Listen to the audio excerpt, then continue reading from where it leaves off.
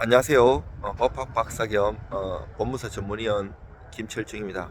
오늘 서울 고등법원 앞에 와 있는데요. 오늘은 이제 전반적인 소송이나 그리고 강제집행에 대해서 가르쳐 드리겠습니다. 이제 우리가 예를 들어서 누구한테 돈을 1억을 빌려주는데 못 받았어요. 자, 그러면 소송을 통해 가지고 내가 만약에 판결문을 받았다고 쳐요. 승소 판결을 받았어. 그런데 받았다고 돈 바로 주는 경우는 거의 없어요. 소송까지 갈 정도면 돈 잘 판결 받았다고 주는 경우는 거의 잘 없어요. 이러면 이제 강제집행을 병행을 해야 돼요. 강제집행 이런 게 보면 그 수백 가지가 넘어요. 이렇게 할 수 있는 게 채권의 종류나 그 채무자의 성향, 재산 상태 이런 거에 따라서 다 다르게 해야 돼요. 저는 이제 그 대기업 거래처 법무사로서 13년 동안이나 대기업하고 은행권에 그 법무사로서 그 강제집행 소송에서 강제집행해갖고 그 돈 받아주는 일을 한 13년 정도 했었어요. 지금은 다른 이제 그 안 하는데, 원래 대기업이나 은행 거래처 같은 경우는 1년에 한 번씩 재계약을 해요. 법무사들 되게 많아요. 보통 보면 50명 변호사 50명씩 한 100명 이렇게 들어와 있어요. 근데 실적이 좋고 일 처리를 잘해야지 계속 재계약을 해요. 그렇게 했었는데, 물론 개인들도 많이 했었죠. 근데 이 보면 그 결 따라 다 달라요. 이게 하는 게 물론 인터넷상이라서 뭐 다 얘기는 못하지만 그냥 법조치 그냥 단순하게 해갖고는 안 되고요. 법조치도 단계마다 채무자가 뭐 답변을 한다든지 아니면 전화를 온다든지 여러 가지 반응이 달라요.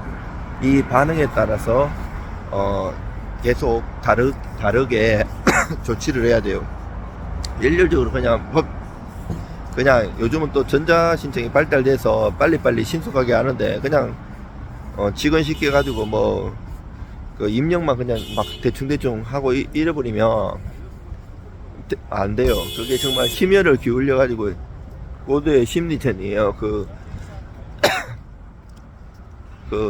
돈 받는 게 쉬운 게 아니에요. 그리고 저 같은 경우는 한 번도 성공보수 이런 걸 받아본 적도 없고요. 그런 거 그냥 법 조치 비용만 받고 일 처리를 잘 해드렸습니다. 보통 만약에 강제집행해서 내가 판결 정본을 딱 받으면 거기다가 집행문 빨고 송달증명, 확정증명 받아가지고 제일 먼저 하는 게 이제 재산 명시하고 채권 압류 주심 이거 많이 해요. 채권 압류 주심 같은 경우 이제 은행 통장 이런 거 보험, 정권, 그리고 임차보증금, 배당금, 채권 관련된 거는 다 할 수 있어요. 엄청나게 많아요. 근데 이제 조심할 게 이제 채권 압류 주심하고 채권 압류 전배 명령이 있는데, 이거 전자시청에 바로 옆에 있었고 잘못 클릭하면 큰 신세망쳐요. 이게 뭐 어떤 차이인가 하면, 채권 압류 전부 명령은 내가 독점해요. 내가 먼저 1순위로 딱 하면 내가 다 가져가요. 근데 채권 압류 주심은 채권자끼리 안분 비례해갖고 평등해요. 이게 뭔 말인가 하면, 내가 채권자인데 채무자가 내가 1억 받을 게 있는데 확실히 기업은행에 내가 1억 있는 거 알아요. 자, 그러면 확실하다면 채권하면 전부가 나요. 내가 전부를 하면 내가 먼저 채권하면 전부 하면 1순위로 그 1억 내가 다 먹어요. 근데 여기다가 채권 압류 추심을 하면 내가 1억 받을 게 있어갖고 여기 1억 압류 추심하고 B라는 사람이 2억 받을 게 있어가지고 거기다 또 채권 압류 추심했어요. C라는 사람이 3억 받을 게 있어가지고 채권 압류 추심하면 1대 2대 3으로 비례해가지고 안분 비례로 가져가거든요. 자, 채권 압류 추심하면 이런 단점이 있는데, 장점이 뭔가 하면, 내가 기업원에 확실히 있을 줄 알고 했는데 없었어. 그러면 내가 또 다른 데다가 압류할 수 있어요. 못 받은 금액만큼.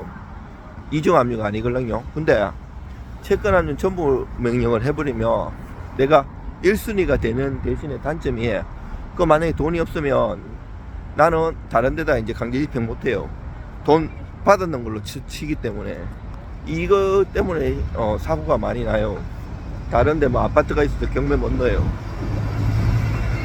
내가 지금 얘기하고 있는 거는 시간상 제약 때문에 바쁘기 때문에 여기 앉아서 하지도 못해요. 제가 이거 걸어다니면서 맨날 찍고 있는데, 뭐 저는 편집한 시간도 없고 해서 그냥 이렇게 보고 하는 것도 아니고, 그냥 생각나는 대로 유튜브 이렇게 핸드폰 들고 그냥 거치대도 없이 손으로 지금 양쪽 손 들고 이렇게 하는 거예요. 그렇지만 제가 얘기하는 건 어디서도 들을 수 없는 얘기, 경험에 의한 거예요. 자, 이렇게 이제 만약에 이렇게 하고 또 방법이 되게 많아요. 이렇게 하다가 이제 6개월 지나면 할 수 있는 게, 확정되고 6개월 동안 안 갚으면 할 수 있는 게 이제 채무불이행자 명부등재예요. 이 채무불이행자 명부등재 같은 경우는 신용불량자 만들기 때문에, 뭐 내가 만약에 대출을 받은 게 있어도 은행에서 대기 압박 와요. 신용불량자가 됐기 때문에 빨리 갚으라고 엄청나게 많이 연락이 오고, 이제 은행 거래 같은 것도 안 되죠. 심지어는 핸드폰 이런 것도 못 쓸 때도 많아요. 예, 많이 하기 때문에. 또 이렇게 오면 그 채무자한테는 또 채무 불이행자 명부등재 신청에 대해서 사유서라든지 신문서, 답변서 내봐 이렇게 와요, 10일 내에. 근데 이거를 보통 포기하고 안 내는 경우도 많은데, 또 거기에 대해서 조치는 제가 채무 불이행자 명부등재 답변서, 신문서 여기 보시면 나와요. 거기 제가 자세히 써놨어요. 이거 유튜브에도 많이 얘기했어요. 블로그에도 해놓고요. 자, 여러분 이제 경매 같은 것도 요 판결 받았고 하는 거는 강제 경매예요. 만약에 내가 판결 없이 그냥 돈 빌려주고 채무자의 부동산에다가 건저당권 설정하면 거기에 기해서 하는 것은 임의경매거든요. 또 요것도 이제 임의경매 경신력 관련해 갖고 2022년 대법원 전원합의체 판결도 있고, 그 다음에 작년 2023년도에 부당이득 관련해 갖고 판례도 있어요. 요거 제가 이틀 전에 서울중앙지방법원에 가가지고 그 유튜브에 올리는 거 있어요. 그런 것도 참조하시고, 이제 재산 명시 같은 거 사람들이 별로 효과 없어 이렇게 생각하는 거 있는데, 그거 안 해본 사람 얘기고요. 그것도 효과가 참 좋아요. 이게 만약에 명시 목록 쓰라고 했는데 사실 그거 거짓말로 써도 되는데, 대부분은 그거하고 다르게 또 엄밀하게 또 신용조사하는 경우도 많기 때문에 이미 재산이 뭐 있는 게 어느 정도 파악도 되거든요. 그래서 채권 압류도 은행 정확하게 집어가지고 하는 거고. 근데 그게 이제 나중에 재산 조회 따로 재산 명시를 통해 재산 조회를 할 수 있는데, 여기서 재산 거짓말로 얘기하고 이러면 3년 이하의 징역이나 500만 원 이하의 벌금에 처해요. 그리고 요거 선서 안 하고 도망 다니고 그러면 그 20일 이내에 경찰서 유치장에 감치하거든요.